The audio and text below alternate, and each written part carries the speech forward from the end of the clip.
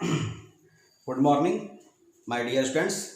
दोस्तों, पिछले लेक्चर में मैंने आपको बताया था एनर्जी के बारे में। तो वहाँ मैंने बोला था कि मैं आपको वेव नंबर के बारे में बताऊंगा और कुछ क्वेश्चन कराऊंगा। दोस्तों, मैंने पहले से ही क्वेश्चन लिख लिए हैं और वेव नंबर को समझाने जा रहा हूँ। ऐसा मैंने इसलिए किया कि लेक्चर के दौरान जब मैं इसको लिखता हूँ तो उसमें बहुत टाइम किल होता है दोस्तों, और वीडियो जो 10 मिनट का, 12 मिनट का, 14 मिनट का, 14 मिनट का, 15 मिनट का होना चाहिए, वो 20-20 मिनट का निकल जाता है। तो इसको करने के लिए, रिड्यूस करने के लिए टाइम को मैंने इस तरह से कर रखा है। तो दोस्तों, मैं अभी आपको बताने जा रहा हूँ वेव नंबर के बारे में। तो वेव नंबर मैं इसको फर्स्ट कर दूँ, इस लेक्चर का फर्स्ट हेडिंग कर दूँ। तो वेव नंबर के बारे में जानने के पहले आपको एनर्जी का यह फार्मूला जानना जरूरी है, जो पीछे हम लोग पढ़ चुके हैं। दोस्तों, एनर्जी डिफरेंस क्या था? डेल्टा ई, जिसको बोलते हैं E2 माइनस E1 बोलते हैं, या एच सी बाई लेंडा बोलते हैं दोस्तों। तो दोस्तों, अगर हम एनर्जी डिफरेंस निकालते हैं, डेल्टा ई की बात करते हैं, मतलब E2 माइनस E1 की बात करते हैं दोस्तों, E2 की बात करते हैं, तो यहाँ पे E2 की वैल्यू क्या आएगी? -2 पाई स्क्वायर के स्क्वायर एम E4 अपान एन। E2 है तो N2 square H square minus ये वाला माइनस, ये वाला माइनस, और E की वैल्यू माइनस में आई ही है, तो -2 पाई स्क्वायर के स्क्वायर एम E4 अपान N1 स्क्वायर H स्क्वायर। दोस्तों, यह आ गया, यह माइनस माइनस प्लस होगा। हाँ दोस्तों, मैं एक चीज बताना चाहूंगा, पिछले वीडियो में मैंने जब एनर्जी को निकाला तो मैंने वहां केवल मैग्नीट्यूड दिखाया, वहां मैंने उसके साइन को नहीं दिखाया। साइन एनर्जी की जो वैल्यू आई थी, kinetic energy plus potential energy, तो वह माइनस में आई होगी, वह माइनस में आनी चाहिए। तो वहां केवल मैंने मैग्नीट्यूड दिखा करके आगे सॉल्व कर दिया था, वहां मैंने साइन नहीं दिखाया, तो उसको आप ध्यान दीजिएगा। हाँ दोस्तों, तो आगे बढ़ते हैं। डेल्टा ई इक्वल टू ए हो जाएगा प्लस और ये हो जाएगा माइनस। तो प्लस में पहले कॉमन ले लें, क्या क्या चीजें कॉमन है? 2 पाई स्क्वायर के square M E4 upon H square common है, तो लिख लेते हैं। पहले बाहर निकालते हैं, 2 पाई स्क्वायर के स्क्वायर एम E4 अपान दोस्तों H स्क्वायर कॉमन है, और यह माइनस माइनस प्लस है, तो प्लस वाले को पहले लिखेंगे, 1 अपान N1 स्क्वायर माइनस, ए वाला माइनस है तो माइनस वाले को बाद में लिख लेंगे, N2 स्क्वायर। दोस्तों, जो बायो के स्टूडेंट होंगे थोड़ा वो कंसंट्रेट होकर समझेंगे, बार बार समझेंगे। वीडियो बनाने का यही मतलब होता है कि वीडियो में एक बार बातें समझ में ना आए तो दोबारा सुन लीजिए, तीसरी बार सुन लीजिए, बार बार सुनेंगे, समझ में आ जाएगा।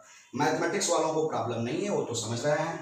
मैंने यहाँ से जो चीज़ें इसमें और इसमें सेम है उसको कॉमन करके बाहर कर लिया, और ब्रैकेट के अंदर मैंने उन चीज़ों को लिखा जो सेम नहीं है। तो यहाँ बचा 1/N2 स्क्वायर, यहाँ बचा 1/N1 स्क्वायर, यह सेम नहीं था।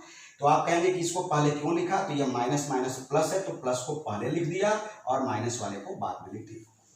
तो दोस्तों, हम पढ़े हैं अभी H C by lambda. Delta E की value H C by lambda भी होती है, तो इसको आप कहेंगे H C by lambda. H C by lambda equal to हो गया 2 पाई स्क्वायर के square M E4 upon H square, अब ये हो गया 1 upon N1 square minus 1 upon N2 square.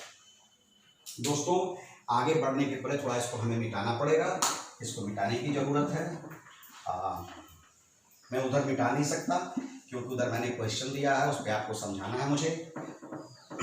हाँ दोस्तों, तो अब इसको यहाँ से स्टार्ट करते हैं। लेमडा 1/लेमडा को यहीं छोड़ देते हैं और H को नीचे ले जाते हैं, क्रॉस मल्टीप्लिकेशन से C को ले जाते हैं, तो क्या बचेगा आपका?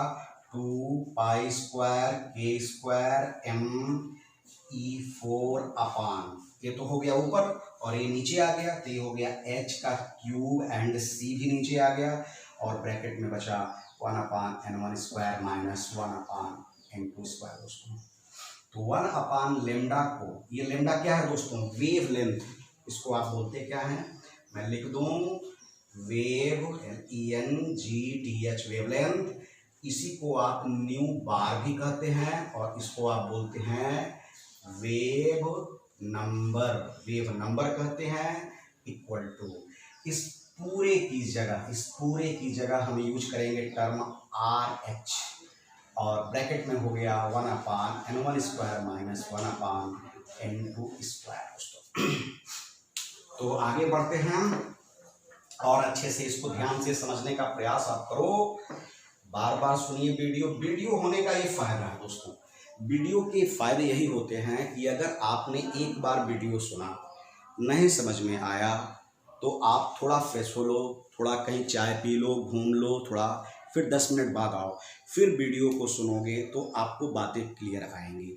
उस पर नहीं आया, फिर आधे घंटे बाद वीडियो को सुनोगे तो बातें क्लियर आएंगी। तीसरी बात, इसके अलावा आपने अपने कुछ भी साइड बुक को कंसल्ट करके पढ़ रहे होंगे, तो वहाँ से जब आप पढ़ते हो फिर वीडियो पे आते हो तो आपको बातें समझ में आती हैं। एक्चुअली दोस्तों एक कहावत है, किसी भी चैप्टर को जितनी बार आप पढ़ोगे, उतनी बार एक नई चीज़ आपको समझ में आएगी। होता मैटर वही है, लेकिन और डीप में समझने की कैपेसिटी आपकी बढ़ने लगती है। आप पहली बार पढ़े चैप्टर पढ़ते हो, दूसरी बार पढ़े चैप्टर पढ़ते हो, थिंकिंग लगाते हो, तीसरी बार पढ़े चैप्टर पढ़े, थिंकिंग लगाए, थिंकिंग बेस्ड क्वेश्चन किए, इस तरह से आप आगे बढ़ते हो दोस्तों। तो आया यहाँ पे आते हैं, इसका क्या वो है आरएच, पूरा का पूरा क्या था, मैंने इसकी जगह आरएच कर दिया, और आरएच को बोलते हैं दोस्तों रिडबर्ग कांस्टेंट, और रिडबर्ग कांस्टेंट की वैल्यू होती है 109677.7 पर सेंटीमीटर। तो अब आपका हो गया दोस्तों 1/λ nu bar equal to RH की वैल्यू आप रख लीजिएगा अपने हिसाब से, फार्मूला आ गया n square minus n2 square. दोस्तों यह आपका वेव लेंथ और वेव नंबर के टर्म के फार्मूले आ गए दोस्तों। लेकिन अभी एक चीज और इसमें क्लियर कर दें, बहुत जरूरी है उसको क्लियर करना मुझे। देखिए दोस्तों, अगर शॉर्टेस्ट वेवलेंथ बात की जाए जिस भी सीरीज की, जैसे कि यहाँ देखिए क्वेश्चन है, calculate the shortest and longest wavelength in hydrogen spectrum of Lyman series की बात हो रही है। तो दोस्तों इसी क्वेश्चन को मैं यहाँ पे कंडीशंस में डाल दे रहा हूँ, और कंडीशन में मैं आपको समझा रहा हूँ।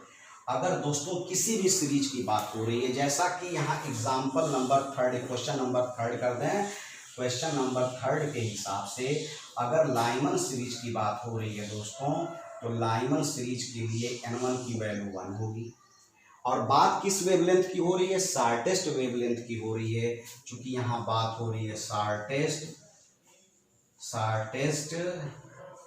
वेव लेंथ की बात हो रही है दोस्तों। तो n2 क्या होना चाहिए, एक्चुअली शॉर्टेस्ट वेव लेंथ में सीरीज के नंबर्स में ऐसी वैल्यू रखनी होती है जिससे कि ट्रांजिशन इनका मैक्सिमम हो। तो ट्रांजिशन मैक्सिमम कब होगा, जब नंबर यह इनफाइनाइट होगा, जब n2 की वैल्यू इनफाइनाइट होगा दोस्तों। इसी तरह से जब आप लॉन्गेस्ट वेवलेंथ की बात करेंगे, लॉन्गेस्ट वेव लेंथ की बात करेंगे, सीरीज तो आपका लाइमन ही है, लाइमन सीरीज में ही पढ़ रहे हैं। अगर आपका सीरीज लाइमन सीरीज है, जो सीरीज होगा लाइमन सीरीज के लिए n1 की वैल्यू तो 1 फिक्स है, उस कंडीशन में n2। तो जब लॉन्गेस्ट वेवलेंथ कब होगा, जब ट्रांजिशन मिनिमम होगा। तो मिनिमम कब होगा, n1 तो 1 हो गया, ऐसे मिनिमम, अब n1 तो फिक्स है, n2 की वैल्यू क्या होगी, 2 होगी दोस्तों। मेरी बात समझ में आ गई, नहीं आई फिर मैं दोबारा बता रहा हूँ दोस्तों। थोड़ा सा एक सेकंड ब्रेक लेता हूँ मैं।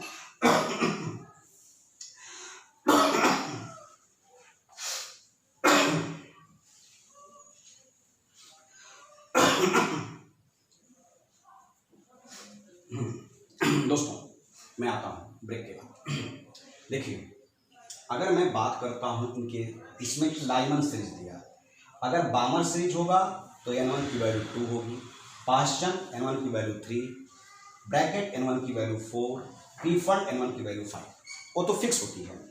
लेकिन कह रहा है कि अब n2 की वैल्यू क्या होगी। तो अगर शॉर्टेस्ट वेवलेंथ की बात होगी तो प्रयास यह होता है कि जो इनका एनर्जी डिफरेंस रिप्रेजेंट करता है वह मैक्सिमम ट्रांजिशन को रिप्रेजेंट करे। एनर्जी डिफरेंस में मैक्सिमम ट्रांजिशन तब आएगा जब N2 के, तो N1 फिक्स हो गया, जब N2 की वैल्यू इनफाइनाइट हो शॉर्टेस्ट वेवलेंथ के केस में, और लॉन्गेस्ट वेवलेंथ के केस में N2 की वैल्यू मिनिमम हो। अब N1 तो फिक्स हो गया, इससे तो मिनिमम हो नहीं सकता, तो होगा। अगर यहाँ पे लाइमन की जगह बामर सीरीज होता तो N1 की वैल्यू 2 हो जाता, यहाँ भी N1 की वैल्यू 2 होता, बाकी यहाँ N2 की वैल्यू शॉर्टेस्ट में इनफाइनाइट रहता, लेकिन यहाँ पे लॉन्गेस्ट में N2 की वैल्यू यहाँ 2 हो जाता बामर में N1 की वैल्यू, तो N2 की वैल्यू यहाँ 3 होता। पाश्चन की बात करते हैं दोस्तों, तो N1 की वैल्यू 3 होता, N1 की वैल्यू 3 होता। शॉर्टेस्ट में N2 पाश्चन में भी इनफाइनाइट होगा, उससे ज़्यादा बड़ा कुछ होगा नहीं, लेकिन लॉन्गेस्ट में अगर N1 की वैल्यू 3 हो गया तो N2 की वैल्यू क्या होता, 4 होता। तो इस तरह से दोस्तों इन चीज़ों को आप ध्यान से समझ लीजिएगा और इस क्वेश्चंस को आप लगाने की कोशिश करिएगा। तो मैंने एक चीज़ आपको बताया, एक चीज़ और बता दूँ, 2 पॉइंट और बता दूँ, क्लियर कर दूँ जल्दी जल्दी, वीडियो बड़ा हो रहा है दोस्तों। सेकेंड पॉइंट होता है, हाँ सेकेंड पॉइंट क्या है दोस्तों, अब देखिए जब भी कोई ऑर्बिट में इलेक्ट्रॉन चक्कर काटता है तो टाइम कितना लेता है, time taken for 1 revolution, time taken का फॉर 1 रिवोल्यूशन। तो भाई क्या होता है time taken for 1 revolution, circular path पे जब कोई चक्कर करता है तो T, time taken for 1 revolution, आप बता सकते हैं क्या होता है, 2 पाई आर अपान वी होता है, उसका अपोजिट कर देंगे, वी अपान 2 पाई आर हो जाएगा कि नहीं हो जाएगा। टाइम टेकन का क्या मतलब होता है दोस्तों,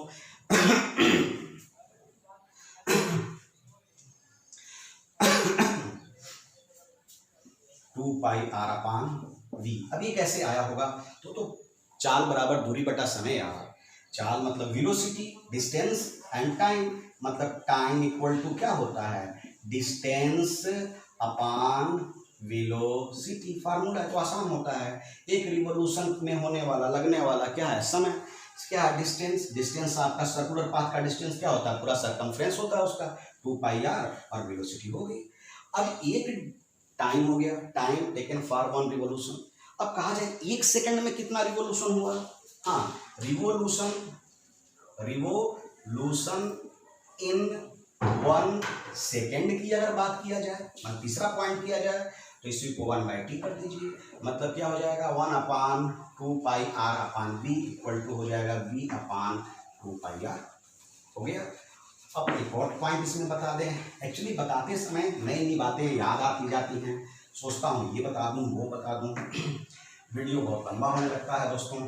अगर आयोनाइजेशन एनर्जी निकाला जाए, आयोनाइजेशन एनर्जी इनका निकाला जाए, किसी भी इलेक्ट्रॉन की आयोनाइजेशन कैसे निकलते हैं, आयोनाइजेशन एनर्जी निकालने का काम कैसे करते हैं दोस्तों। हाँ, तो आयोनाइजेशन एनर्जी का फार्मूला मैं डायरेक्ट लिख दे रहा हूँ, Z1² अपान N1², जिस ऑर्बिट की बात हो रही है, इंटू 13.6 इलेक्ट्रॉन वोल्ट पर एटम। अगर 2 आयोनाइजेशन की बात करें, I1 upon I2 equal to, तो Z1 अगर ऑर्बिट भी इनका सेम है, N1 दोनों के लिए सेम है, N1 ऑर्बिट सेम है, यहाँ मैं लिख दिया N1 दोनों के लिए सेम है, इसके लिए भी N1 इसके लिए भी N1, तो हो जाएगा Z1² अपान Z2²। एक्चुअली मैंने इसको जल्दी से समझाया, वीडियो बड़ा ना हो और इसकी कोई विशेष आपको ज़रूरत है नहीं, इसलिए मैंने इसको जल्दी से समझाया। तो यह हो गया दोस्तों आयोनाइजेशन एनर्जी, ऑर्बिट सेम है तो यहाँ N1 की वैल्यू सेम हो जाएगी, एटम्स अलग अलग अगर हैं तो Z1² अपान Z2²। क्वेश्चन की बात करते हैं, calculate the radius of Bohr's third orbit in Li+2 ion. इसको सॉल्व करिएगा। Calculate the velocity in centimetre per second of an electron placed in third orbit of hydrogen atom. Also calculate the number of revolution, अभी formula दिया, per second that this electron makes around the nucleus. और third question है, calculate the shortest and longest wavelength in hydrogen spectrum of Lyman series. तो दोस्तों इसको करिएगा, इस question को, जो मैंने फार्मूले बताए हैं इन्हीं फार्मूलों पे बेस्ड ये मैंने क्वेश्चन दिए हुए हैं, आप इसको ईमानदारी से समझिएगा, करने का प्रयास करिएगा। दोस्तों क्वेश्चन करते समय इस बात का ध्यान रखना चाहिए कि क्वेश्चन में दी हुई सारी बातों को पहले लिख लो। जैसे कि इस क्वेश्चन में क्या दिया है, radius of boards third orbit, third मतलब n की वैल्यू 3 दिया है, और लिथियम दिया है, तो लिथियम का क्या होता है, हाइड्रोजन हीलियम लिथियम, तीसरा, तो z की वैल्यू भी 3 दिया है। मतलब इस क्वेश्चन को अगर देखा जाए तो m की वैल्यू 3 और z की वैल्यू 3 ये दे दिया है, तो रेडियस का फार्मूला जो होता है रेडियस के फार्मूले में लगा दीजिए, आंसर हो गया। तो दोस्तों पहले पहचानिए, क्वेश्चन पढ़ते समय हमेशा याद रखिएगा कि आपको पहचानना है कि क्वेश्चन में क्या चीज़ें दी हुई हैं, जो दिया है उसको अलग से लिख लेंगे, फार्मूला पुट करेंगे, आंसर आपके सामने होगा। तो दोस्तों लगाने की कोशिश करिएगा। अब अगले वीडियो को, अगले लेक्चर को, अगला हेडिंग मैं अगले लेक्चर में आपको डालूंगा, इसको बहुत ध्यान से कोशिश करिएगा समझने की। Thank you, best of luck, have a nice day.